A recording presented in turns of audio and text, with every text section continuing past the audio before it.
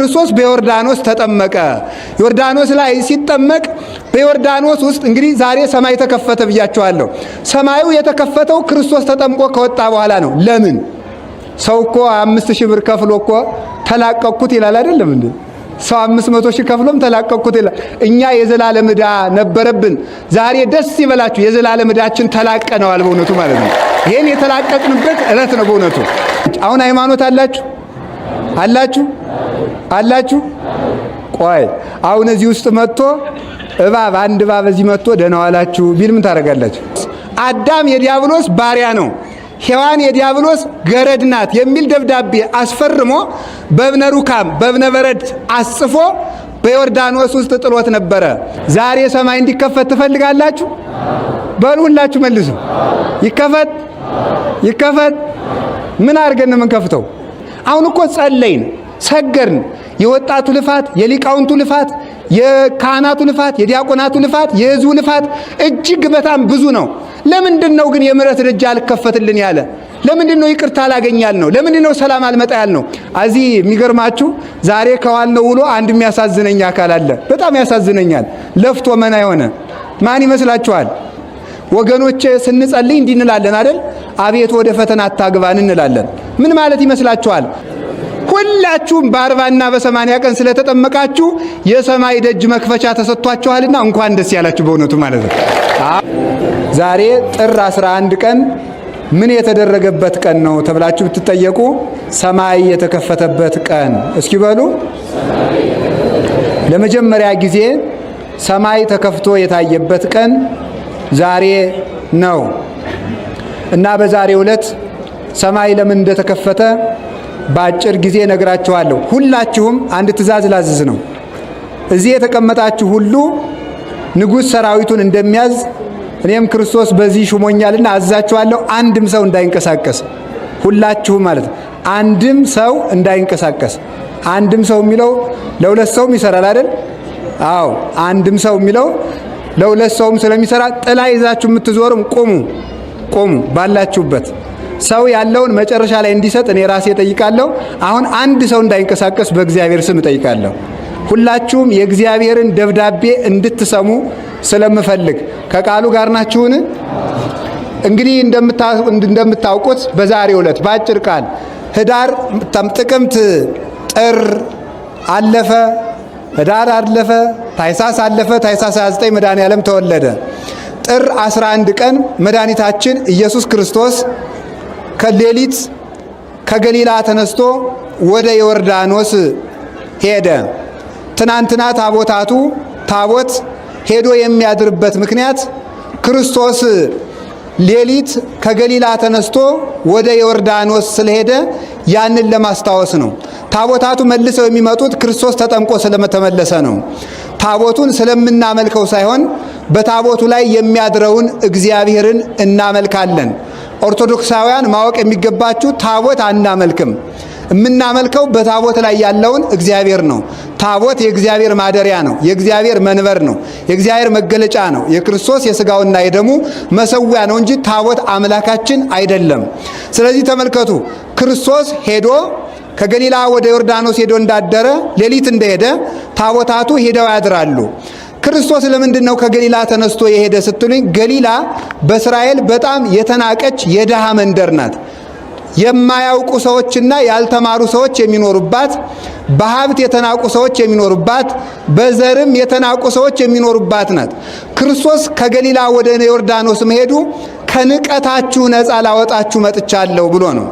ንቀታችን የተወገደበት፣ ሁላችን አጋንንት ንቀውን በእግራቸው ጠቅጥቀውን በእሳት ጥለውን እንኖር ነበርና ዛሬ የሁላችንንም ንቀት የተወገደበትና ክብራችን የተመለሰበት ቀን ነው።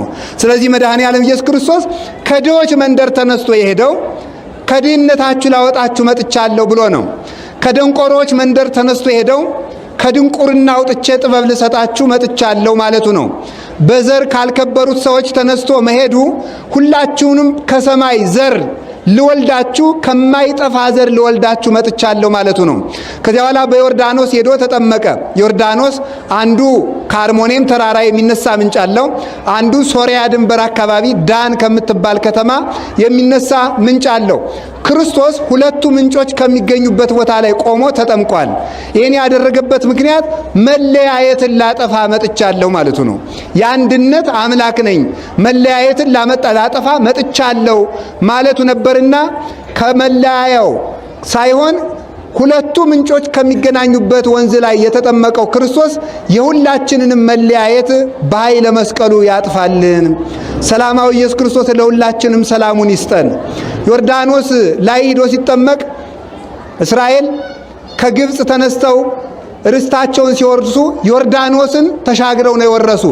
ርስት የምትወርሱበት ጊዜ ደረሰ ማለቱ ነው። ሁላችንም አጋንንት የቀማንን ርስት እግዚአብሔር ይመልስልን። የርስት ጊዜ ደረሰላችሁ ማለቱ ነው። አብርሃም ጠላቶቹን ያሸነፈ ዮርዳኖስን ተሻግሮ ነው። ተጠምቃችሁ ጠላቶቻችሁን የምታሸንፉበት ጊዜ ደረሰ፣ የድል ዘመን ደረሰላችሁ ማለቱ ነው። አጋንንትን ድል የምናደርግበት ጊዜ የድል ዘመን ያምጣልን። ወገኖችኛ ድል የምንነሳው መጀመሪያ ጠላት ነው። አንድ ነገር ልንገራችሁ፣ ሰይጣን ቢሸነፍ ኑሮ ሰውን ማሸነፍ ቀላል ነው። ሰይጣንን ማሸነፍ ስላቃተን ነው ሰዎች የሚገሉን፣ ሰዎች የሚያርዱን። በሰዎች ላይ የሚገርማችሁ ኤልያስ የሚባለው ነቢይ ከተሰደደበት ተመልሶ አክዓብን ሲገናኘው ንጉሱ ኤልያስን ሊገል ብዙ ጊዜ ፈልጎ ነበረ። ኋላ ኤልያስን ሲያገኘው የንጉሱ ቁጣ በረደ። ለምን ምትሉኝ? ሊገለው ይፈልገው ነበረ። በኤልያስ ላይ ያደረው መንፈስ በንጉሱ ላይ ያደረውን ጋኔን አርቆት ነው ይላሉ ሊቃውንት። ዛሬም በጥምቀት በእኛ ላይ ያደረው መንፈስ ሊገሉን የሚመጡትን ሰዎች የሚያነሳሳቸውን ጋኔን ያርቅልን። ስለዚህ የማሸነፍ ጊዜ ነው። ሁላችሁም ማሸነፍ አለባችሁ። ማንን ነው የምታሸንፉት? ራሳችሁን አሸንፉት። ስግብግብነት፣ ስስት፣ ዝሙት እንዲህ ያለው ነገር መሸነፍ አለበት። ራሱን የሚገዛ ሰው ሀገር ከሚገዛ ሰው ይበልጣል። ራሳችን ለመግዛት ያብቃን። የማሸነፍ ጊዜ መጣ። አጋንንትን እናሸንፈዋለን። በምን? መስቀል። የተመታና የተማረከን ወታደር ማሸነፍ ቀላል ነው። ሰይጣንን ክርስቶስ ማርኮታልና ሰይጣንን ማሸነፍ እንግዲህ ቀላል ነው። ሰይጣንን መውጋት፣ ሰይጣንን መቀጥቀጥ እንግዲህ ቀላል ነው። ድል ነስቶ ድል መንሳትን ሰጥቶናልና በኃይለ መስቀሉ አጋንንትን እንድንቀጠቅጣቸው ስልጣን ሰጥቶናልና እዚያ ላይ የተጠመቀበት ምክንያት መድኃኔዓለም በዚህ የተነሳ ነው። ዮርዳኖስ ኢዮብ የሚባል ነቢይ በዮርዳኖስ ወንዝ ሲታጠብ ቁስሉ ረገፈለት። የእናንተንም የኃጢአት ቁስላችሁን ላረግፍላችሁ መጥቻለሁ ብሎ በዮርዳኖስ ተጠመቀ። የሁላችንም የህሊናችንም የስጋችንንም የደዌያችንም ቁስል ሁሉ መድኃኔዓለም ያርግፍልን። እንዲህ ሲያደርግ ክርስቶስ በዮርዳኖስ ተጠመቀ። ዮርዳኖስ ላይ ሲጠመቅ በዮርዳኖስ ውስጥ እንግዲህ ዛሬ ሰማይ ተከፈተ ብያቸዋለሁ። ሰማዩ የተከፈተው ክርስቶስ ተጠምቆ ከወጣ በኋላ ነው። ለምን? ሰይጣን የዕዳ ደብዳቤያችን ጽፎ በዮርዳኖስ ቀብሮት ነበረ። ምን የሚል? አዳም ገብሩ ለዲያብሎስ፣ ሔዋን አመቱ ለዲያብሎስ። አዳም የዲያብሎስ ባሪያ ነው፣ ሔዋን የዲያብሎስ ገረድ ናት የሚል ደብዳቤ አስፈርሞ በእብነ ሩካም በእብነ በረድ አስጽፎ በዮርዳኖስ ውስጥ ጥሎት ነበረ። ሰይጣንን አዳምና ሔዋንን በጨለማ መጋረጃ ውስጥ አድርጎ ጨለማውን እንዳቀልላችሁ የባርነት ፊርማ ፈርሙልኝ አላቸው። ክርስቶስን ክደው ሲጨንቃቸው ፈረሙ። ወገኖቼ ስንጸልይ እንዲህ እንላለን አይደል? አቤት ወደ ፈተና አታግባን እንላለን። ምን ማለት ይመስላችኋል? ፈተና ማለት መከራ ፈርቶ ሃይማኖትን መካድ ነው ይላሉ። ሰው ወደ ፈተና አታግባን ማለት መከራ ፈርቼ ሃይማኖቴን ከምክድበት ቀን ሰውረኝ ማለት ነው። እግዚአብሔር ረሃብ ፈርተን፣ በሽታ ፈርተን፣ ጦርነት ፈርተን፣ ሰይፍ ፈርተን ክርስቶስን ከመካድ ይሰውረን። አዳምና ሔዋን ፈርተው ካዱ። ከዚያ በኋላ ተመልከቱ፣ ማንም የቆመ ቢመስለው እንዳይወድቅ ይጠንቀቅ ያለ መጽሐፍ። ለዚህ ነው እዚህ ውስጥ አሁን ሁላችንም ጀግና እንሸታለን። ችግር የደረሰበት ቀን ግን ሰው ደካማ ነው ወገኖቼ። ሰው አፈር ነው፣ ሰው ትቢያ ነው። ሁላችንም እንደነግጣለን። ፈርተን ከመካድ ይሰውረን፣ የሃይማኖት ብርታት ያድለን። ያንን ደብዳቤ በዮርዳኖስ ውስጥ ሰይጣን አይታወቅብኝም መስሎት እዚያ ውስጥ ቀብሮ ነበረ። መድኃኔዓለም ኢየሱስ ክርስቶስ ሄደና እዚያ ላይ ባርነታችን ከተጻፈበት እብነ በረድ ላይ ተረግጦ ቆመና ተመልከቱ፣ እንደ ሰውነቱ ተረግጦ እንደ አምላክነቱ አቀልጦ ዕዳችንን ዛሬ ሰረዘልን መድኃኔዓለም። የ5500 ዘመን የ5000 ዓመት ዕድሜያችን የ5000 ዓመት ዕዳችን፣ የ5500 ዘመን ዕዳችን፣ የሥጋ ዕዳችን፣ የነፍስ ዕዳችን፣ የሲኦል ዕዳችን ዛሬ ተላቀቀልን። የሁላችሁም ዕዳ ዛሬ ወገኖቼ ሰው እኮ 5000 ብር ከፍሎ እኮ ተላቀቅኩት ይላል አይደለም እንዴ? ሰው 500,000 ከፍሎም ተላቀቅኩት ይላል። እኛ የዘላለም ዕዳ ነበረብን። ዛሬ ደስ ይበላችሁ፣ የዘላለም ዕዳችን ተላቀነዋል በእውነቱ ማለት ነው። ይሄን የተላቀቅንበት ዕለት ነው በእውነቱ። ዕዳችን ያቀለለልን መድኃኔ ዓለም ዛሬም የጦርነቱን ዕዳ፣ የውከቱን ዕዳ፣ የመበላላቱን ዕዳ፣ የደም አፍሳሾችን ዕዳ እግዚአብሔር ያቀልልን። የከበዳቸውን ሸክማችሁን ሁሉ ያቀልላችሁ። የረሃቡን፣ የበሽታውን፣ የብቸኝነቱን፣ የችግሩን፣ ያለማወቁን፣ የድንቁርናውን፣ የመለያየቱን፣ የግፉን፣ የጥንቆላውን፣ የዝሙቱን፣ የሱሱን የእንዲህ ያለውን ሸክም ሁሉ መድኃኔ ዓለም ያንከባልላችሁ፣ ለሁላችንም ያቀልልን። ስለዚህ ዛሬ ዕዳችን ተደምሷል። ከዚህ በኋላ ባለዕዳ አትሁኑ። ትሰርቁ የነበራችሁ አትስረቁ፣ ትሰክሩ የነበራችሁ እንዳትሰክሩ። ወጣቶች እዚህ የተሰበሰባችሁ እመቤቴን ነው የምላችሁ፣ ለማንም እኔ አልልም፣ ማላዳላ ሰው ነኝ። ንገር ስትሉኝም እነግራችኋለሁ እስከ ጆሮአችሁ ድረስ ማለት ነው። እዚህ ያላችሁት ወጣቶች ልፋታችሁን ተክለ ሃይማኖት ይቁጠርላችሁ። ማታ ግን ስትፈጭ ውላ አቦካች ባተላ።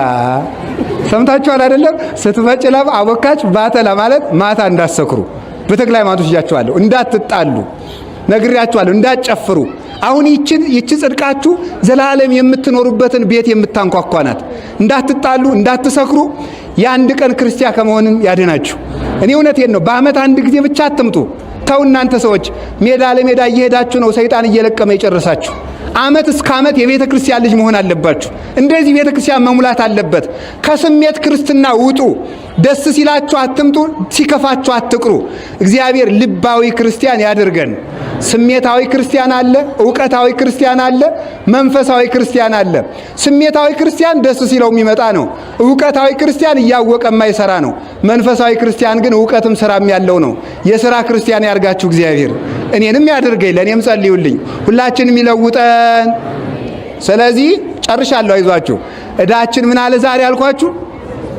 ኃጢአታችን ሲደመሰስ ሰማይ ተከፈተ። በሉ ሁላችሁም ኃጢአታችን ሲደመሰስ በሉ። ኃጢአታችን ሲደመሰስ ምን ተከፈተ? ዛሬ ሰማይ እንዲከፈት ትፈልጋላችሁ? በሉ ሁላችሁ መልሱ። ይከፈት፣ ይከፈት። ምን አድርገን ነው የምንከፍተው? በብሎን ነው የምንከፍተው? ነው በመሳሪያ ነው? በምንድን ነው? በምን ነው የሚከፈት? በንስሐ በሉ ሁላችሁ። እግዚአብሔር ኃጢአታችን በንስሐ ደምስሰን የሰማይ ደጁን ይክፈትልን። ከዛሬ በኋላ የሰማይ ደጅ ለኢትዮጵያ የምሕረት ደጅ እንዲከፈትላት ከፈለጋችሁ ከነገ ዓርብ ጀምራችሁ ሁላችሁም ንስሐ ግቡ። እሺ በሉ። ለአፍም አማን አለ ስራ ሰሩም እንጂ ሁላችሁም እሺ በልኝ። ከዓርብ ጀምራችሁ ሁላችሁም ንስሐ ግቡ። እሺ በሉ። ከዚያ በኋላ እግዚአብሔር የምሕረት ደጁን ይከፍትልናል። ይክፈትልን። አሜን በሉ። ታምናላችሁ አታምኑም? ከዛሬ ጀምሮ ለኢትዮጵያ የምሕረት ደጅ ይከፈትላታል። የጥበብ ደጅ ይከፈትላታል። እግዚአብሔር ይክፈትልን። ይቅር ይበለን ሁላችንም። አንድ ሁለተኛ ደግሞ ስለዚህ የሰማይ ደጅ አሁን እኮ ጸለይን፣ ሰገርን። የወጣቱ ልፋት፣ የሊቃውንቱ ልፋት፣ የካህናቱ ልፋት፣ የዲያቆናቱ ልፋት፣ የሕዝቡ ልፋት እጅግ በጣም ብዙ ነው። ለምንድን ነው ግን የምሕረት ደጅ አልከፈትልን ያለ? ለምንድን ነው ይቅርታ አላገኛል ነው? ለምንድን ነው ሰላም አልመጣ ያል ነው? ንስሐ ስላልገባን ነው። ባዶ ልፋት። እዚህ የሚገርማችሁ ዛሬ ከዋልነው ውሎ አንድ የሚያሳዝነኝ አካል አለ። በጣም ያሳዝነኛል። ለፍቶ መና የሆነ ማን ይመስላችኋል?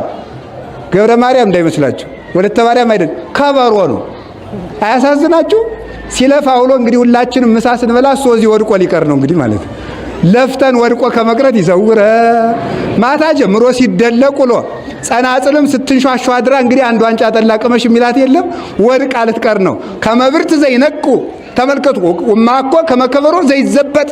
ፍቅር የሌለው ሰው እንደሚንሿሿ ጸናጽል እንደሚመታ ከበሮ ነው የተባለ ለዚህ ነው። ከበሮ ለፍቶ እንደማይቀምሰው ፍቅር የሌለው ሰው ንስሐ የማይገባ ሰው አገልግሎቱ አይጠቅመውም። የምንጠቀምበት ስራ ለመስራት ያብቃል። ሁለተኛ ሰማይን የከፈተው ጥምቀት ነው በሉ ሁላችሁም። ሰማይን የከፈተው ምንድነው? ክርስቶስ ሲጠመቅ ሰማይ ምን አለ? ጥምቀት የሰማይን ደጅ ይከፍታል በሉ ሁላችሁም። ጥምቀት ምን ይከፍታል? ከዚህ በኋላ ወደ ሰማይ ደጅ ተከፍቶላቸው የሚገቡ ሰዎች ምን ያሉ ናቸው? ሁላችሁም በ40 እና በ80 ቀን ስለተጠመቃችሁ የሰማይ ደጅ መክፈቻ ተሰጥቷችኋልና እንኳን ደስ ያላችሁ በእውነቱ ማለት ነው። አዎ ተመልከቱ። ስለዚህ ተመልከቱ፣ ጥምቀት ማለት ሰማይ ደጅ የምንገባበት የነጻነት ደብዳቤያችን ዋስትናችን ማለት ነው። የሰማይ ደጅ የተከፈተው በጥምቀት ነው። የክርስቶስ ደጅ የተዘጋ ደጅ ከፍቶልናል። ከተከፈተው በር ለመግባት ያብቃን። አላችሁ የላችሁም? ሶስተኛ ሃይማኖት ደጅ ይከፍታል። ጨረስኩኝ። የዚህ በኋላ ሃይማኖት በሉ ምን ይከፍታል? አቤት የምን ደጅ? የሰማይ ደጅ። አሁን ሃይማኖት አላችሁ አላችሁ? ቆይ አሁን እዚህ ውስጥ መጥቶ እባብ አንድ እባብ እዚህ መጥቶ ደህና ዋላችሁ ቢል ምን ታደርጋላችሁ? አትሮጡም? ተሮጣላችሁ። መንጋፈሪ አሁን እዚህ ሃይማኖት ትብላላችሁ ማለት ነው። ውሸታችሁን እኮ ነው በእውነቱ ማለት ነው። እስኪ አሁን እናንተ መካከል አይጥ መታ ደርሳ ዱብ ብትልባችሁ ምን ታደርጋላችሁ? አትፈሩም? ትፈራላችሁ። ሃይማኖት በሉ ሁላችሁም ሃይማኖት በሉ። ምን ይከፍታል? የሰማይ ደጅ ይከፍታል። ሁላችንም ሃይማኖት ስለሌለን ነው ዛሬ የእግዚአብሔር የምሕረት ደጅ የማይከፈትልን። ግማሹ ጠንቋይ ነው፣ ግማሹ በጉልበቱ የሚመካ ነው፣ ግማሹ ደግሞ ሌላ ነገር ነው። ምን ሁሉ ሊናገሩት ወደ ባዶ ይቀራል። ሃይማኖት ግን የሰማይ ደጅ ይከፍታል። ሰማይን የሚያስረውም ምንድን ነው? ሃይማኖት። ሰማይን የሚከፍተውም ሃይማኖት ነው። ዛሬ ይገርማችኋል፣ አብ በደመና እየመሰከረ ወልድ እየተጠመቀ መንፈስ ቅዱስ በርግብ አምሳል ወርደው አንድነት ሶስትነት ለመጀመሪያ ጊዜ በአዲስ ኪዳን ሃይማኖት አንድነት ሶስትነት የተገለጠበት ቀን ነው። ይህን ሃይማኖት የሰጠን እግዚአብሔር የተመሰገነ ይሁን። ሃይማኖት በሉ። የሰማይ ደጅ ይከፍታል በሉ እንጂ ሃይማኖት ምን ያደርጋል? ሃይማኖት የሰማይ ደጅ ይከፍታል። የእናንተ ሃይማኖት ምን ያደርጋል? የእናንተ ሃይማኖት ሁላችንም ሃይማኖታችን እንድንጠቀምበት እግዚአብሔር ይርዳን። የመጨረሻ አራተኛው ምንድነው? ትሕትና። እስኪ በሉ ትሕትና የሰማይ ደጅ ይከፍታል በሉ። የማን ደጅ? ማን? ዮሐንስ መጥምቅ እንዲህ አለ፣ ዘይደለወኒ እፍታህ ቶታነ አሳይኒሁ እምገሪሁ። የጫማውን ጠፍር ከእግሩ ልፈታ አይገባኝም። ከምኑ? ዘይደለወኒ ተልእኮ ህስርተ ሲል ነው ይላሉ ሊቃውንቱ። ወራዳ ስራ እንኳን የማይገባኝ ነኝ፣ የተዋረደ ስራ እንኳን ልሰራ የማይገባኝ ነኝ። ለክርስቶስ እንኳን ትልቅ አገልግሎት ትንሽ ተልእኮም ልላክ ማልመጥን ሰው ነኝ ማለቱ ነው። ልብ ብላችሁ ስሙ። በሞቴ ዮሐንስ የክርስቶስን እግር መንካት አይገባኝም ሲል ክርስቶስ ምን አለ? ና ከራሴ ላይ እጅህን ጫንብኝ አለው። አያችሁ፣ ለእግሩ አልመጥንም ቢለው ለራስ አያደርገውም መሰላችሁ? ስለዚህ ምን አለ ለአባ ጊዮርጊስ? እስመ ሰዋስወ ወትሕትናሁ ለብእሲ ይክላይ ርጎቶ ውስተ ሰማይ። የሰው ልጅ ትሕትናው መሰላል ሆኖ ወደ ሰማይ ያወጣዋል አለ። የሰው ልጅ ትሕትናው በሉ ወደ የት ያወጣዋል? ወደ ሰማይ። ትዕቢትሳ ወደ የት ያወርዳል? ወደ ታች። ስለዚህ ተመልከቱ፣ ጌታ ተመልከቱ፣ ዮሐንስ ተመልከቱ፣ እኔ ጫማን መንካት አልችልም ብለው እግጄን ራሴ እንዳሰኝ ማለቱ ነው። ራሴ እንዳሰኝ ማለቱ ምንድነው? ምታት አይደለም ሲለው ነው። አንድም ደግሞ በብሉይ ኪዳን ጊዜ ህዝቡ ኃጢአት ሲሰሩ በግ ይዘው ይመጣሉ። ከዛ ሊቀ ካህናቱ የብሉይ ኪዳን ሊቀ ካህናት ከበጉ ላይ እጁን ሲጭንበት የህዝቡ ኃጢአት በበጉ ላይ ያርፋል። ከዚያ በኋላ ህዝቡ ይቅርታ ያገኙ ነበረ። ዮሐንስ ከጌታ ራስ ላይ እጁን ያሳረፈበት የዓለምን ኃጢአት የሚሸከመውና የሚያስወግደው እውነተኛው በግ ይሄ ነው ማለቱ ነው። የዓለሙን ኃጢአት የሚያስወግደው የመጨረሻ ፈጣሪ በፍጡር እጅ ተጠመቀ። እስኪ በሉላችሁም ፈጣሪ በምን እጅ? ስለዚህ ምንድነው? ትሕትና በሉ እንጂ። በዚህ ምክንያት ምን ተከፈተ? ትዕቢት ሰማይን ዘግቶብን ነበር። በሉላችሁም ትሕትና ሰማይን ከፈተልን በሉ። አዳምና ሔዋን ምን መሆን ፈለጉ? አምላክ መሆን። በሉ እንጂ አዳምና ሔዋን ላዩን አምላክ መሆን ሲመኙ ክርስቶስ ዝቅ ብሎ ሰው ሆኖ መጣ። እነሱ ከፍ ሲሉ ሰማይ ተዘጋ፣ ክርስቶስ ዝቅ ሲል ሰማይ ተከፈተ። ዝቅ ብሎ የምሕረት ደጁን የከፈተልን አምላክ ክብር ምስጋና ይግባው። አሁንም ልብ ብላችሁ ስሙ። ቆይ አንድ ጊዜ ኋላ ታጨበጭባላችሁ እንግዲህ። ስለዚህ ምን መሰላችሁ ወገኖች፣ ትዕቢትን እግዚአብሔር ያስወግድልን። ትዕቢት ማለት ምን ማለት ነው? እኔ እበልጣለሁ ማለት ነው። እስኪ እኔ እበልጣለሁ በሉ። ሰውን የሚያጣላው ምንድን ነው? እኔ እበልጣለሁ ነው። ባልና ሚስት የሚጣላው በምንድን ነው? እኔ ነኝ ጥሩ ነው፣ እኔ ጅል ነኝ ቢል ሰው ጠብ ይመጣል እንዴ?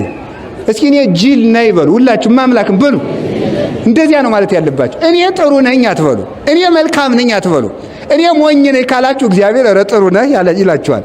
እኔ ጅል ነኝ ስካላችሁ እግዚአብሔር ያነሳችኋል። እኔ መልካም ነኝ ስትሉ ግን ይጥላችኋል። ትሕትና ሰማይን ይከፍታል። አደራችሁን ትሑት ሁኑ። ትሑት ማለት እኔ ጸሎተኛ አይደለሁም፣ እኔ ጾመኛ አይደለሁም፣ እኔ ኃጢአተኛ ነኝ ማለት አይደለም። ትሕትና ይሄ ያፍቀው የኔ ጠይም ትሕትና ነው። የማይረባ ትሕትና ማለት አይረባም። ስለዚህ ትሕትና ማለት ምን ማለት ነው? እኔ ኃጢአተኛ ነኝ፣ አዎ ኃጢአተኛ ነህ፣ ትሕትና አይደለም ይሄ። እኔ ሌባ ነኝ፣ አዎ ሌባ ነህ። እኔ ሰነፍ ነኝ፣ አዎ ሰነፍ ነህ። እኔ ዘማዊ ነኝ፣ አዎ ዘማዊ ነህ። ትሕትና አይደለም። ትሕትና ማለት ሲሰደቡ ይገባኛል ብሎ መቀበል ነው። ሲተቹ መቀበል፣ ሲሰደቡ መቀበል፣ ከሌላው ከኔ ይልቅ ለገሌ ይሰጠው ማለት፣ ብልጫውን ለባልንጀራ መስጠት። እንዲህ ያለው ሰው ትሕትና ይባላል። ትሕትና ደግሞ ከራስ ለሚያንስ ሰው ራስን ዝቅ ማድረግ ነው። እስቲ ከራስ ለሚያንስ በሉ። ቆይ አሁን እኔ የጳጳሱን ጫማ እጄ ብስማቸው ትሕትና ነው አይደለም? ኧረ አይደለም። እንደሚበልጡኝ የታወቀ ነው። ይሄ ትክክል ነው የሚባለው። በሉ ትክክል በሉ። ሕግ ነው እንጂ የትሕትና አይደለም። ትሕትና የሚባለው ከምዕመናን የአንዱን ጫማ ብስም ነው። አያችሁ፣ ይሄ ምን ይባላል? ትሕትና። ስለዚህ ተመልከቱ፣ አንድ የገዳም ባይታዊ መጥቶ ለዚያ ብንሰግድለት እሳቸው ጻድቃን ናቸው ብንል ይሄ ትሕትና አይባልም። ትክክል በሉ፣ ትክክል በሉ። ግን ሲጋራ እያጤሰ ጸጉሩን የፈተለ ሰውዬ ያንን ሰውዬ ማክበር ግን እዚህ ላይ ትንሽ ይከብዳል አይደለም? ትሕትና ማለት እኛ በጽድቅ እንበልጠዋለን የምንለውን ሰው ማክበር ነው። ስለዚህ መጽሐፍ ምን እንደሚል ታውቃለህ? ማጠቃለያ ጥቅሴ ነው። አንተ ሰው ዘማዊ ብታይ፣ ሌባ ብታይ፣ ወንበዴ ብታይ ይሄ ሰውዬ በቀኝ እንደተሰቀለው ወንበዴ እኔን ቀድሞኝ መንግሥተ ሰማያት ይገባ እንደሆነ ምን አውቃለሁ እያልክ ለፍ ይላል። በማንም ሰው መፍረድ የለብንም። በማንም ሰው መተቸት የለብንም። ሲጀመር የሚፈርድ ሰው የክርስቶስን ስልጣን የቀማ ነው። መፍረድ የአምላክ ስልጣን ስለሆነ ማለት ነው። እግዚአብሔር ትሕትናውን ያድለን። አሁን ከዚህ በኋላ እኔ ይሻላለሁ ነው ወንድሜ ይሻላል ነው የምትሉት? እስቲ ሴቶችም በሉ፣ እህቴ ትሻላለች በሉ፣ በሉ ሁላችሁም በሉ እንጂ። አሁን ሰው የውሸቱን ትውት ይልና አንተ እኮ እንደው ሰነፍ ነው ሲሉት ኧረ የዚያን ያህልስ ጥሩ ነኝ ይላል ማለት ነው። እዚህ ትዕቢተኛ ስለሆነ ማለት እና ይሄንን ትዕቢት እግዚአብሔር ያጥፋላችሁ፣ ያጥፋልን። ሰማይ ተከፈተ በሉ እንጂ። ሰማይ ተከፈተ ማለት ደጅ ሲከፈት ከውስጥ ያለው ዕቃ እንደሚታየው ያልተገለጠ ምስጢር ተገለጠ ማለት ነው። ጥምቀት ማለት የምስጢር መስታወት ማለት ነው። ሌላ ደግሞ ሰማይ ተከፈተ ማለት የእግዚአብሔር ቸርነት፣ የቸርነቱ በር ተከፈተ ማለት ነው። የቸርነቱን በር ይክፈትልን። እግዚአብሔር ደስ ይበላችሁ። በሶስት ነገር አባታችን ነው። በፍጥረት በሉ፣ በጥምቀት፣ በምሕረት። መጀመሪያ በፍጥረት ልጆቹ አድርጎ ፈጠረን። በምን? በፍጥረት በሉ እንጂ። ኃጢአት ሰርተን አበላሸ ነው። ኋላ በጥምቀት ደግሞ እንደገና ወለደን። አሁን ለስንተኛ ጊዜ አባት ሆነን እግዚአብሔር? ሁለት። በጥምቀት ደግሞ ተጠምቀን ኃጢአት ስንሰራ ደግሞ እንደተበላሻችሁ ይቅሩ ሳይል የምሕረት አባት ሊሆነን ደግሞ የምሕረት ደጅ ከፈተልን። ስለ እግዚአብሔር ተመልከቱ። በፍጥረት ባይሆንልን በጥምቀት ብንበድል በምሕረት አባታችን ነው። የምሕረት አባታችን እግዚአብሔር በምሕረቱ ይማረን። ሁላችንም ይቅር ባዮች እንድንሆን ይቅር የሚል ልቡና ይስጠን። በጣም የሚያስደንቀው ብዙ አጋንንትን ያወጣ ከገሊላ ነው። ብዙ ሰዎች የተከተሉትም ከገሊላ ነው። ኋላ ተመልከቱ፣ የጸሎተ ሐሙስን ቁርባንን የሰራም በገሊላ ነው። ትንሣኤውንም የገለጠ በገሊላ ነው። ያረገም ደግሞ በገሊላ ነው። እነዚህን ሁሉ የፈጸማቸው በምን ቦታ ነው ስትል በደናቁርት አይሁድ በሚንቋቸው ያልተማሩና ድሆች በበዙባቸው መንደሮች ኢየሱስ ክርስቶስ ሁሉንም የድኅነት ሥራዎች ፈጸመ። ጽንሰቱ በገሊላ፣ ልደቱ በገሊላ፣ ታምሩ በገሊላ፣ ቁርባኑ በገሊላ፣ ትንሣኤው በገሊላ፣ ሕዝቡ በገሊላ፣ ሐዋርያት በገሊላ፣ ዕርገቱም በገሊላ የተደረገ ነው። ለምንድን ነው እንደዚህ ያደረገ ስትሉ ኢየሱስ ክርስቶስ የሚያድርበት ብቸኛው አካል ትሕትና ያለው ሰው ነው ማለት ነው። እስኪ ትሕትና ያለው ሰው ነው። አዎ ትሕትና ያለው ሰው ክርስቶስ በጣም ይወዳል። ከብዙ ስግደት ከብዙ ጸሎት ይልቅ ከምናኔ በዋሻ ከመቀመጥ ቅጠል ከመሸንጠት አንገት እንደ ቀለበት እስከሚቀጥል ከመስገድም ይልቅ ከመጠማት ሀብትን ሁሉ ለምጽዋት ከመስጠት ይልቅ ራስን ዝቅ ማድረግ መድኃኒዓለም ይወዳል። ስለዚህ ነው በተናቁት መንደር ከዚያ የተነሳው። በዚያውም ላይ ተመልከቱ፣ ለእኛም ሲያስተምረን ምን ማለት መሰላችሁ? ስራ ከትንሽ ይጀምራል። አንዳንድ ጊዜ አሁን እዚህ ውስጥ ካላችሁት ክርስቲያኖች መካከል ዛሬ ብቻ የመጣችሁ ትኖራላችሁ። የጥምቀት ዕለት ብቻ መጥቶ ብሎ የሚሄድ ሰው አለ ውስጥ ጊዜ የማትመጡ ቅዱስ ሳይኮን ቤተክርስቲያን የሚከድ የማይመስሉ ሰው አለ። እኔ እንደዚህ ቤተክርስቲያን ሄዳለሁ ነገር እያስቀደሱ እየቆረቡ ግን ስራ የሚጀመር ከባዶነት ነው። እስኪ በሉላችሁ ከምን የሚጀመረው? ጌታ ከመላእክት መንደር ሊቅሱ አይደለም ሐዋርያት የሰራው ካልተማሩት ከገበሬዎች መንደር ዓለምን ያስተማሩት 12 ሐዋርያት ምንም የማያውቁ ገበሬዎች ናቸው። ስለዚህ ያልተማርኩ ነኝም አትበል፣ ገበሬ ነኝም አትበል፣ ነጋዴ ነኝም አትበል፣ ምንም አላውቅም አትበል፣ የቤተ መቅደሱን ስርዓት አላውቅም አትበል፣ ቤተክርስቲያንን አላውቅም አትበል፣ እንዴት እንደምሳለም አላውቅም አትበል፣ እንዴት እንደማስቀድስ አላውቅም አትበል፣ ከንስሐ አባት ተይዞ ምን እንደሚባል አላውቅም አትበል። ዝም ብለህ ና። ከትንሽ ጀምሮ እግዚአብሔር ያሳድጋል፣ ሁላችንንም ያሳድገን። ስለዚህ ከዚያ ተነስቶ ወደ የት ሄደ? ወደ ግብፅ። ከግብፅ ተነስቶ ወደ ገሊላ የመጣበት ግብፅ ማለት ጨለማ ነው። ግብፅ የክደትና የኃጢአት ምሳሌ ነው። ከግብፅ ወደ ገሊላ ሲመጣ ከድንቁርና አወጣኋችሁ ማለት ነው። ከግብፅ ወደ ገሊላ፣ ከገሊላ ደግሞ ሲመጣ ከነቀፌታ አወጣኋችሁ ማለት ነው። ከነቀፌታ ከመናቅ ከውርደት አወጣኋችሁ ማለት ነው። በዛሬው ዕለት እንግዲህ ትናንት ማታ ጥር 10 ቀን ቅዱስ ኤፍሬም በብዙ መንገድ የሚያመሰጥረው ዛሬ የተጠመቀበት ከጌታ የልደቱን ቀን ጨምራችሁ ስትቆጥሩት 13 ቀን ይሆናል። ይህ ምን ማለት ነው? ቅዱስ ኤፍሬም ሲተረጎም 12ቱ የ12ቱ ሐዋርያት ምሳሌ ሲሆኑ 12ቱ ቀናት አንዱ የራሱ ምሳሌ ነው። የምትድኑት በ13ኛው ቀን ከልደቱ በ13ኛው ቀን መጠመቁ መዳን ከፈለጋችሁ በእኔ አምላክነት አምናችሁ በ12ቱ ሐዋርያት ክህነት ንስሐ ገብታችሁ ከቆረባችሁ ትድናላችሁ ለማለት 13ኛው ቀን የተጠመቀበት ምክንያት ይሄ ነው። 10ኛው ቃል ላይ ጌታችን ኢየሱስ ክርስቶስ ከገሊላ ተነስቶ ወደ ዮርዳኖስ መጣ። ዮሐንስን መጣ አጥምቀኝ ማለት ይችል ነበረ። ነገር ግን አንደኛ ስርዓት ለመስራት፣ ሁለተኛ ደግሞ ግዛት ለማስመለስ የእኛ ዕዳ ደብዳቤያችን በዮርዳኖስ ተቀብሮ ስለነበር መጣ። ለነገስታት ስርዓት ለማስተማር። አያችሁ ምን ማለት ነው? ክርስቶስ አምላክ ነው። ሂዶ ግን ከባሪያዎች ተጠመቀ። ምን ክቡር ሰው ቢሆኑ ከደካማው ከካህን እጅ ካልተጠመቀ ንስሐ ባለስልጣን ይሁን ጠቅላይ ሚኒስትር፣ ፕሬዚዳንት ምናምን ብትሆን ከካህን እጅ እዚያች ከቆሳሳይቱ ቄስ ካልተናዘዘ አይድንም ለማለት መድኃኒዓለም ምን አለ? ክቡር አምላክ ሲሆን ከባሪያዎች ተጠመቀ። ለዚህ ነው ኢትዮጵያዊ አባ ጊዮርጊስ ዘጋስጫ አንዲት ንግስት መጥተህ ከቤት ያቁርበኝ እኔ ንግስት ነኝ ብትለው አንቺ ንግስት ብትሆኝ ስጋው ደግሞ ንጉሠ ነገስት ነው ነበር ያለት ማለት ነው። ስለዚህ መጥተሽ ተጠመቂ፣ ለእግዚአብሔር ቤተ መንግስት ተንበርከኪ፣ ባለስልጣን ብትሆኝ ጥቢያ መላስ ይጠበቅብሻል፣ ይገባሻል። እንዲያ ካልሆነ መዳን የለም። ለዚህ ነው አባቶቻችን ካህንን በእንሽላሊት ይመስሉታል። ታውቃላችሁ? እንሽላሊት ቄስ በምን ይመስል አልኳችሁ? አታውቁም? እንሽላሊት ዳሰሉ ደግሞ እንሽላሊት እያላችሁ በእንሽላሊት ይመሰላል። ለምን መሰላችሁ? እንሽላሊት አሁን ቤተ መንግስት ብትሄዱ ከኢትዮጵያ ሆነ ከየትኛውም ቤተ መንግስት ብትሄዱ ዘበኛ አለ፣ ወታደሮች አሉ፣ የባለስልጣናቱ ጠባቂዎች አሉ። በቀላሉ ቤተ መንግስት መግባት አይቻልም። ግን ለእንሽላሊት ዘበኛ አለው፣ እንደፈለገች ቤተ መንግስት ትገባለች ማለት ነው። እንሽላሊት ከአንበሳ ከጅብ ከነብር የተናቀች ናት። ጅብ ልግባቢን የሚያስገባው የለም። አንበሳ ልግባቢን የሚያስገባው የለም። ነብር ልግባቢን የሚያስገባው የለም። እንሽላሊትን ግን የሚከለክላት የለም። ስለዚህ ሰሎሞን ምን አለ? እንሽላሊት ደካማ ስትሆን በቤተ መንግስት ትኖራለች። እንሽላሊት ደካማ ስትሆን በቤተ መንግስት ትኖራለች ማለት የቄስ ቀጭን የለውም ማለት ነው።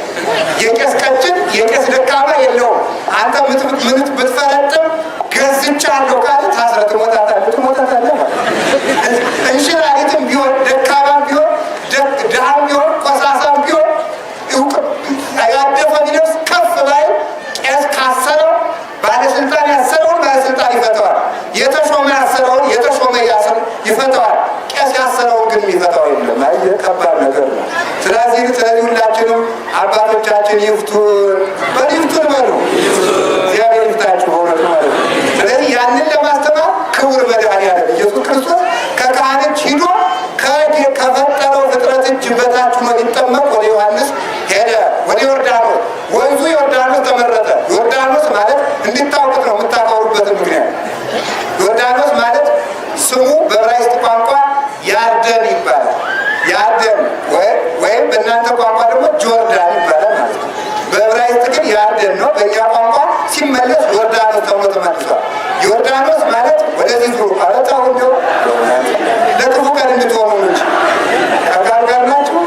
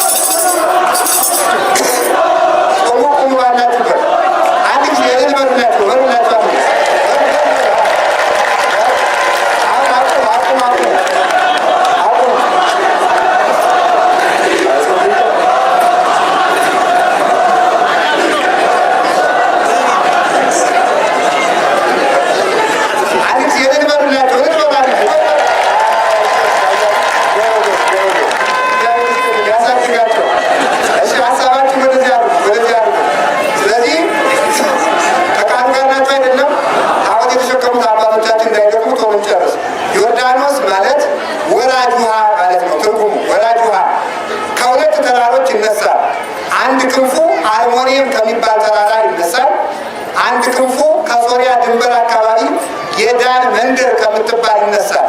ከሁለቱ ነው የሚፈልቀው። ዮርዳኖስ ማለት ወራጇ ነው። አንዱ ከአርሞኒየም ተራራ ይነሳል፣ አንዱ ከሶሪያ ድንበር ይፈልቃል። ዝቅ ብለው አሁን ጌታ ዛሬ ከተጠመቀበት ቦታ ላይ ይገናኛሉ። ጌታችን መድኃኒታችን ኢየሱስ ክርስቶስ ትናንትና መጥቶ በ10 መጥቶ ሌሊት መጥቶ ከዮሐንስ እጅ ሰው ሁሉ ተጠምቆ ከሄደ በኋላ ለምን እሱ ከኃጢአት ሊያነጻ ነው እንጂ ኃጢአት ኑሮበት ስላልሆነ ሌሊት 10 ሰዓት ነው የተጠመቀ። ኃጢአተኞች በሚጠመቁበት በቀን አልተጠመቀም። ሌላው ድንቁርናችንና የኃጢአታችን ጨለማ ሊገፍልን የመጣ እውነተኛው ኮከብ ብሩህ ዘሰረቀ ያዕቆብ ስለሆነ ብርሃን ጨለማችን ሊገፍ በመንፈቀ ሌሊት ይጠመቅ ዘንድ መጣ። ወደ የት? ወደ ዮርዳኖስ። ከየት ላይ ተጠመቀ? ሁለቱ ምንጮች ከሚገናኙበት ክፍል ላይ። ለምን ስትሉ ዮርዳኖስ መጀመሪያ ተመልከቱ፣ ከሁለቱ ከላይ አንድ መንጭቶ መልሶ ደግሞ ይገናኛል። ይህ ማለት ነው ሰው፣ ህዝብ፣ አሕዛብ ተብሎ ተከፍሎ ነበረ። በኢየሱስ ክርስቶስ መወለድ ህዝብና አሕዛብ አንድ ርስት፣ አንድ መንግስተ ሰማያት አንድ ርስት አላቸው። መንግስተ ሰማያት አንድ ሀገር አላቸው። ሰማይ አንድ እንጀራ ይበላሉ፣ ስጋው ደግሞ አንድ ውሃ መጠጥ ይጠጣሉ። የክርስቶስ ደም አንድ አባት አላቸው፣ እግዚአብሔር። አንድ እናት አለቻቸው፣ ማርያም። ቤተ ክርስቲያን አንድ ዘመድ አላቸው፣ መላእክት፣ የመላእክት ማህበር። ይህን ለማስረዳት ሁለቱ ከሚገናኙበት ከመገናኛው ላይ የተጠመቀ ኢየሱስ ክርስቶስ። ስለዚህ ነው ዛሬ የአንድነት ቀናችን ነው፣ የተዋሕዶ ቀናችን ነው።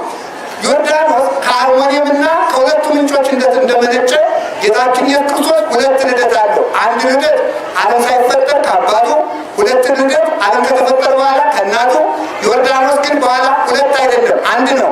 ክርስቶስ በሰማይ ከአብ ስለተወለደ በምድር ከድንግል ስለተወለደ ሁለት ልደት አለው እንጂ ሁለት ክርስቶስ ግን አይደለም፣ አንድ ክርስቶስ ነው። ያንን ለማስረዳት ዮርዳኖስ ላይ ተጠመቀ። ሕዝብና አሕዛብን ማስታረቁም ነፍስና ስጋን ማስታረቁም ሲያስረዳ ነው።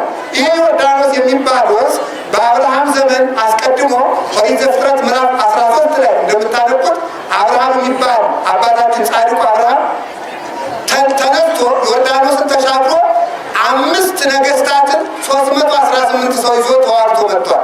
ለምን? ዮርዳኖስን ስለተሻገረ። ልብ በሉ፣ ዮርዳኖስን ተሻግሮ 5 ነገስታትን፣ የቆሎዶ ጎሞር ነገስታት ይባላሉ። 5 ነገስታት ከነሰራዊታቸው 318 የያዘውን አብርሃምን ገጠሙት።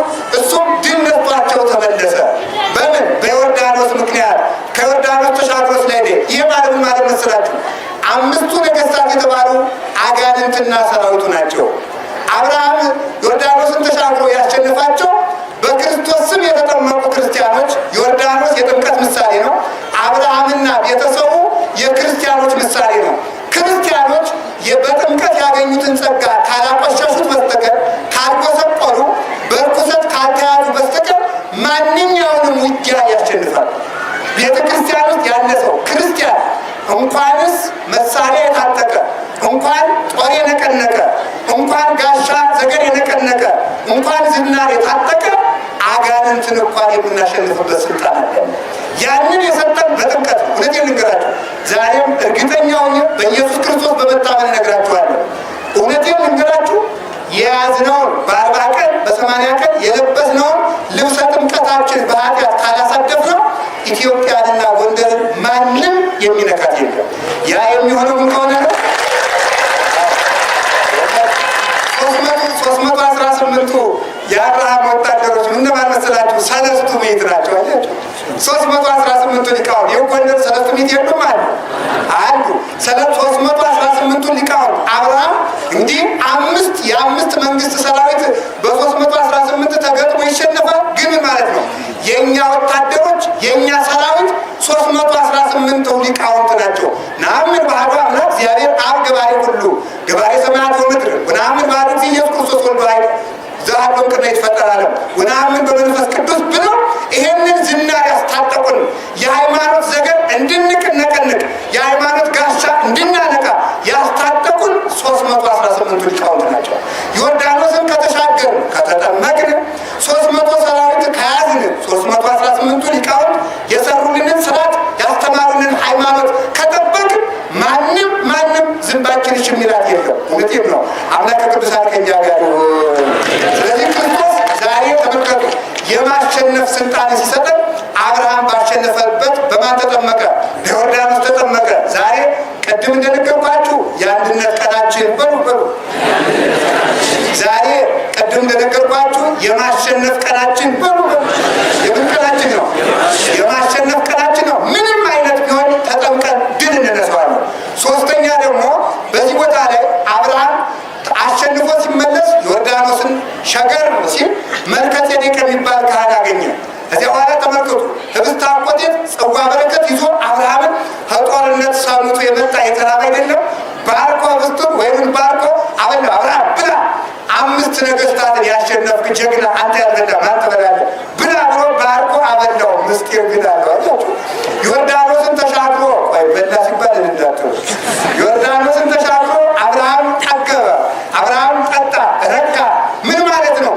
ተጠምቀን ምን ማለት ነው? ጌታ እዚህ ውሃ ላይ ተጠመቀ። አብርሃም ዮርዳኖስን ተሻግሮ በላ ጠጣ አልኳችሁ። እኛ እሳ ደግሞ ዛሬ ተጠምቀን ምን አድርገናላችሁ? ዛሬም ደግሞ ጌታ ሰው ታጥቦ እንደሚበላ ሰው እጁን ካስታጠው ከሰው ቤት ሄዶ ታጠቡ ካሏችሁ ማዕድ ሊቀርብ ነው ማለት ነው።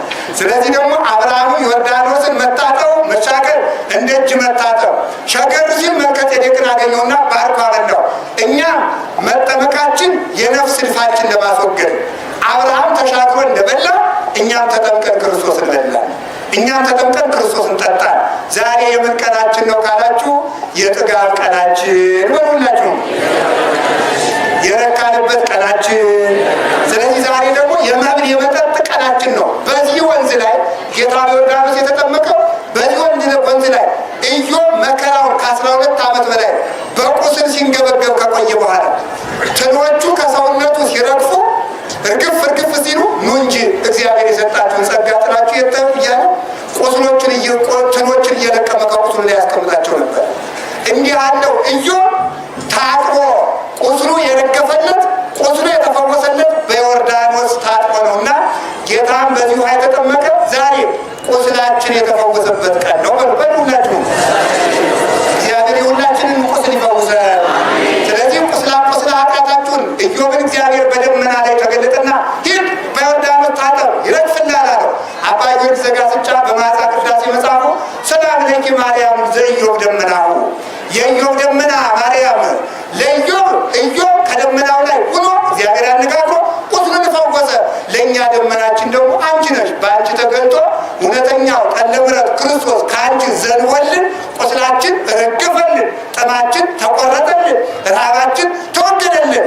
ኦመሶ ቤተልሔማዊት አንቺ በእውነት የሕይወት እንጀራ ያፈራሽልን የእውነተኛይቱ የቤተልሔም መሶብ ለአንቺ ምስጋና ይገባል። እሷን የፈጠረልን እግዚአብሔር ይመስገን። በዚሁም ላይ ከቃሉ ጋር ናችሁ። እዚሁ ዮርዳኖስ ላይ አልሸሸውም። እዚሁ ዮርዳኖስ ላይ ታላቁ ኤልያስ ታላቁ ነቢይ ኤልያስ ዮርዳኖስን ተሻግሮ ነው ከሞት የተሰወረ። እኔ ልብ ብላችሁ ስሙኝ። ዮርዳኖስን ተሻግሮ ከሞት ተሰወረ። ዛሬ የዘፈን ባህል እንዳይመስላችሁ ላትቆጡ ብዬ ነው እንጂ እንደው ቅድም ልሰድባችሁ ነበር ማለት ነው። ስዘፉ የጥምቀት እየመጣ እየዘፈንክ እያልክ የምትሰግድ እንዳይመስሉ እሺ። ግን እየነቀፍኳቸው አይደለም። መዝፈን ማቆም አለባቸው። እኔ ጎንደር በዘፈን መታወቅ የለባትም። እኔ አፍራለሁ ማለት ጎንደር በማየት በልልታ በቅድስና እንጂ በዝሙት በጭፈራ በድንቂያ አትታወቅም። ጎንደር የመላእክት ከተማ ነው። የጎንደር እንኳን አፈሩ ነፋሱ ቅዱስ ነው። ማምላክ እንደው ማታ ምሽት 1 ሰዓት ወጣችሁ እንደው ብታሸቱት ማዛ አለው ነፋሱ ማዛ አለው። አፈሩም ቅዱስ ነው። የሰማዕታት ደም ተገብሮበታል። ቃለ እግዚአብሔር ተንቆርቁሮበታል። እንዲሁ ሌላ ቦታ እኮ ከርማችሁ ጎንደር ገባ ብትሉ ገና ስትከቡ ምናምንቴ ሁሉ እርግፍ ነው የሚለው። አሁንም ይሄ ምናምንቴ እርግፍ ያገኝ አንድ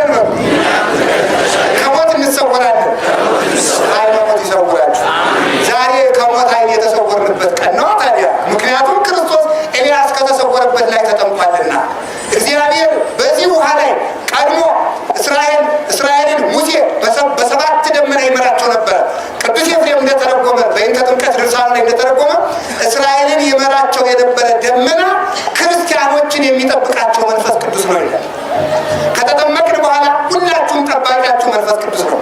ኢያሱ እስራኤልን ከሙሴ ተረክበው ሲያሻግር እንዲያደርገ ካህናት ታቦትን ያዙ፣ ግቡ ወደ ባህሩ። እስራኤል ደግሞ አንዳንድ ድንጋይ ተሸከሙና ወደ ባህሩ ግቡ ሲያስያገልጥቃችሁ ማለት ወንዝ ሲሻገሩ ሸክም አቅርበው ሸክም አቅርበው ሸክም አቅርበው ነው። ኢያሱ ግን እንዲያለ በሉ ካህናት ታቦት ይዛችሁ ወደ ባህር ግቡ፣ ህዝቡ ደግሞ አንዳንድ ድንጋይ ያዙና ግቡ አላቸው። አሁን አንዳንድ ድንጋይ ያዙና የሞላውን ይሻገሩላችሁላችኋል። ገቡ፣ አንዳንድ ድንጋይ ያዘው ገቡ፣ ተሻገሩ። ካህናት ከባህሩ መካከል ሲቆሙ ባህር ተከፈለላቸው። እላይ ታቦተ ጽዮን ይዘዋል፣ እላይ ደግሞ በትከሻቸው አንዳንድ ድንጋይ ይዘዋል።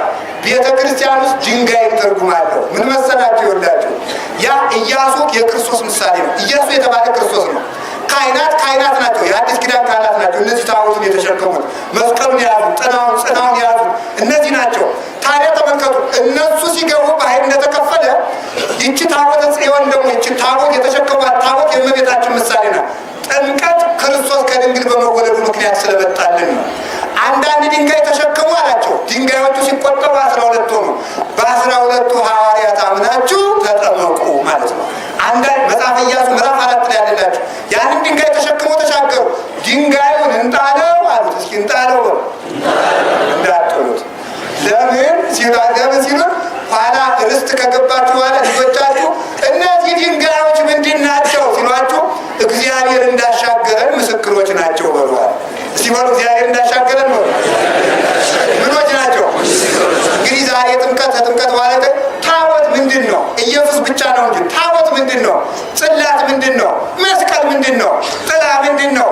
ጭራ ምንድን ነው? ካባው ላንቃው ምንድን ነው? ሻሹ፣ ቆቡ፣ መጠምጠሚያው፣ ነጩ ነጠላ፣ የእናቶች ቀሚስ ምንድን ነው ቢሏችሁ እግዚአብሔር እንዳሻገረን ምስክር ነው በሉላችሁ።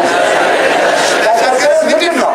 ምስክር ነው። ታቦቱ፣ ጽላቱ፣ እምነቱ፣ የቤተክርስቲያኑ ጉልላት፣ ግድግዳው እግዚአብሔር ገሃነመ እሳትን እንዳሻገረን ምስክር ነው። ጌታችን ከዚያ የተጠመቀበት ምክንያት እዚያ ነው። ከዚያ በኋላ ተመልከቱ፣ የኤልያስ ደቀ መዝሙር ኤልሳም ደግሞ 7 ጊዜ ንዕማን የሚባል ቁስለኛ የሚመጣበት 7 ጊዜ ዮርዳኖስ ተጠመቅና ተመላሰ። 7 ጊዜ ዝፍቅ ወጣ፣ ዝፍቅ እያልክ 7 ጊዜ ተጠመቅና ትድናለህ።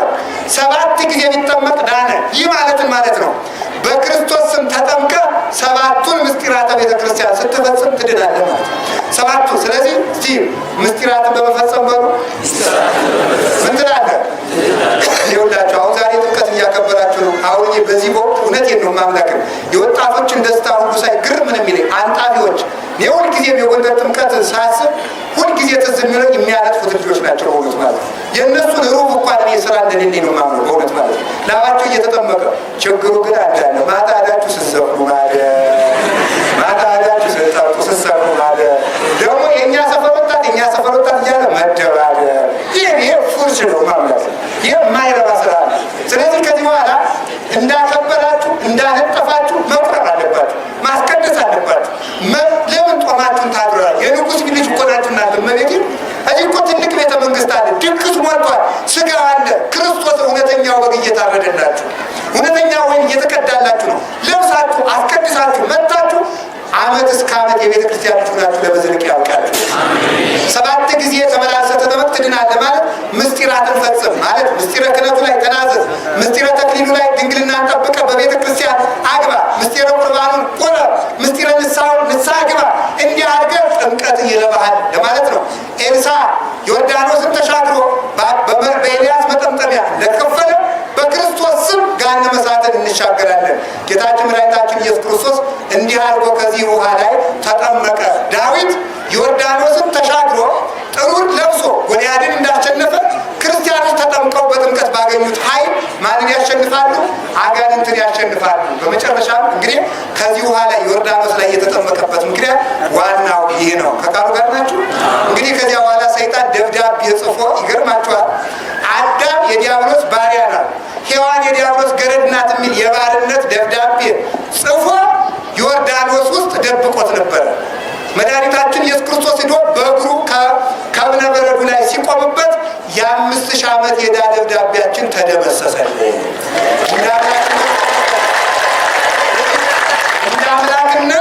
እንደ አምላክነቱ አቅልጦ እንደ ሰውነቱ ረግቶ የ5000 ዓመት ዕዳችን አለቀ። 2 ዕዳ ነበረብን። አንዱ ዕዳ ደብዳቤ በዮርዳኖስ፣ አንዱ ዕዳ ደብዳቤ በሲኦል ተጥሎ ነበረ። በዮርዳኖስ የተቀበለውን ሲጠመቅ አጠፋልን። በሲኦል የተቀበለውን በዕለተ ዓርብ አስወገደልን። ዛሬ የነጻነት ቀናችን ነው። ነጻነታችን የሰጠን መድኃኔዓለም ክብር ምስጋና ይግባው። ዛሬ የሁላችሁም የነጻነት ቀናችሁ ነው። እግዚአብሔር ከኃጢአት ባርነት ያውጣችሁ። ዋናው ነጻነታችን ከኃጢአት ዕዳ። እንግዲህ እውነተኛውን ደረሰኝ ይዘናል። ዕዳችን ተሰርዟል። ደረሰኛችን የክርስቶስ ሥጋና ደም ነው። በዚህ ማህተም እውነተኛውን ዕዳችን ከደመሰሰ በኋላ ከዕዳ ነጻ ለመሆናችን የማህተሙ ደብዳቤ ከንፈራችን ነው። ማህተሙ የኢየሱስ ክርስቶስ ሥጋና ደም ነው። ይሄንን ማህተም እያነበበ ጠላታችን ዲያብሎስ እኛን መያዝ አይቻለውም። ስለዚህ መስቀል ተቀጥቀጠ ወዲነሰ ይህና ወጥመድ ተሰበረ፣ እኛም አመለጥን። እንድናመልጥ ይረዳል እግዚአብሔር ይመስገን። በዚያ እንግዲህ ጌታችን ኢየሱስ ክርስቶስ ጨርሻለሁ።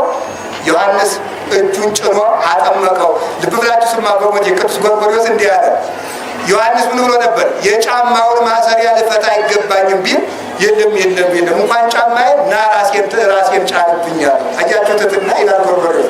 እግሩን መንካታችንም ቢለው ራሴን ካለው ትሕትና የእግሩን ለራሴ ያበቃል ይላል። ሲሆን ትሕትና ብሎ ለምን ያበቃል? አሁን ሁላችሁም የጠረጋችሁት ቤተክርስቲያን ያጸዳችሁት፣ ያነጠፋችሁት፣ የሁሉን ነገር ያደረጋችሁት ለእናንተ እንደ ጫማ መጥረግ ቢቆጠርም ለክርስቶስ ግን ራስ መንካት ነውና አገልግሎታችሁን ይቀበላችሁ። እንዲህ አድርጎ ከራስ ላይ ከታች የወደቀው ዮሐንስን ከራሱ ላይ ናራሴን ዳሰዋል። አንደኛ ምታት እንዳልሆነ ለማጠየቅ፣ ሁለተኛ እውነተኛው ምግባችሁ ይሄ ነው፣ እውነተኛው በግ ይሄ ነው ብሎ ጠቁሞ ለማሳየት ይላል ሊቃውንት ሲተረጉሙት። በጉ ይሄ ነው፣ መዳኛችሁ ይሄ ነው፣ ልብሳችሁ ይሄ ነው፣ መጠጣችሁ ይሄ ነው ለማለት እጁን ዳሰሰና አጠመቀው። ዛሬ ሲጠመቅ ክርስቶስ እውነት በእውነቱ ከውሃው መካከል ገብቶ ልብሱን እንደ ሰው አድርጎ አውልቆ ተጠምቋል ይላል። ለምን ሲባል ያን ልብስ ክርስቲያኖች እንዲለብሱት ነው። እነማን እንዲለብሱት ነው? ዛሬ ክርስቲያኖች የክርስቶስን ልብስ የለበሱበት ቀን ነው። እርቃናችን የከደነልን መድኃኔዓለም ክብር ምስጋና ይግባው። እዚያዋታ ባይን ደነገጠች።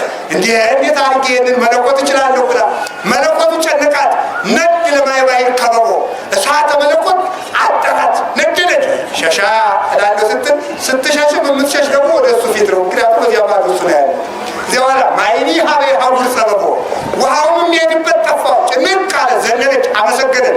ቀላይ ለቀላይ ተጽፎ በዮርዳኖስ እና በባሕረ ኤርትራ አብረው ተጫወቱ ይላሉ ሊቃውንቱ። እንዲሁም ምን ትላለች ባሕረ ኤርትራ? ዮርዳኖስ እኔን ቀድሞ ሙሴ እንደው ከፍሎኝ ነበር፣ አንቺን ክርስቶስ እንዴት አረገሽ ብላ ጠየቀቻት። አዘለለኝ፣ አጠረኝ፣ አፈላኝ እንጂ ብላ ተናገረች። ተራሮች ኮረብቶች ሁሉ ደስ አላቸው ማለት ነቢያት ሐዋርያት ፍጹም ደስታ አደረጉ። ዛሬ እድፋችን ተወገደ። ዛሬ እርቃናችን ተከደነ። ዛሬ ሰማይና ምድርን ክርስቶስ እንደገና ሰራቸው። የተዳፈነው ምስጢር ተገለጠልን። ሰማይም ተከፈተ። አምላካችን አወቅ ነው። የኃጢአታችን ሞራ ተገፈፈና ምስጢረ ሥላሴን አወቅን። ወናሁ ተለወለቱ ሰማይ ተከፈተ አለ። የእግዚአብሔር የቸርነቱ ደጅ ተከፈተ። ዛሬ ይገርማችኋል። ዘማዊ ብትሆኑ፣ ሲጋራ ስታጨሱ የቆያችሁ ብትሆኑ፣ ነፍስ የገደላችሁ ብትኖሩ፣ ጠንቋይ የነበራችሁ ብትኖሩ ዛሬ ሰማይ ተከፍቶላችኋልና ግቡ። በሩን የከፈተልን እግዚአብሔር ክብር ምስጋና ይግባው።